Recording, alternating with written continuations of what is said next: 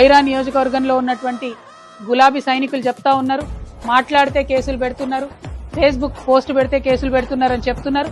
ఇక్కడ ఉండేటటువంటి ముగ్గురు మంత్రుల్ని కూడా నేను రిక్వెస్ట్ చేస్తా ఉన్నా, మీరు ప్రజలకు ఇచ్చినటువంటి హామీలు నెరవేర్చండి, మీరు విద్యార్థులకు ఇచ్చినటువంటి హామీలు నెరవేర్చండి, మహిళలకు 2500 రూపాయలు ఇస్తామన్నారు ఆ హామీ నెరవేర్చండి, రైతు బంధు పెంచుతామన్నారు ఆ హామీ నెరవేర్చండి, పెన్షన్ 4000 చేస్తామన్నారు ఆ హామీ నెరవేర్చండి.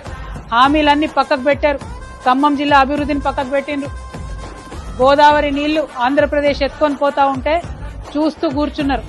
బంకచర్లకు సంబంధించి గోదావరి నీళ్లు తరలించుకొని పోతుంటే కనీసం మాట్లాడలేనటువంటి స్థితిలో మీరు ఇక్కడ ఉన్నారు. వాటిని సీరియస్ గా టేకప్ చేయండి. బంకచర్ల నుంచి గోదావరి నీళ్లు తీసుకొని పోతే తరతరాల మన తెలంగాణ ప్రజలు ఇబ్బంది పడేటటువంటి ఆస్కారం ఉంటుంది. వాటి మీద దృష్టి పెట్టండి. అవన్నీ పక్కకు పెట్టి బీఆర్ఎస్ పార్టీ నాయకులు మాట్లాడుతున్నారు, వాళ్ళ మీద కేసు పెడతాం, జాగృతి నాయకులు మాట్లాడుతున్నారు, వాళ్ళ మీద కేసు పెడతాం అంటే ఎవరు చూస్తూ ఊరుకోరు. ప్రజలు తిరగబడే రోజు వస్తుంది. ఖమ్మం జిల్లా ప్రజలు మిమ్మల్ని నమ్మి ఓటేసిండ్రు. మీకు 3 మంత్రి పదవులు వచ్చినాయి.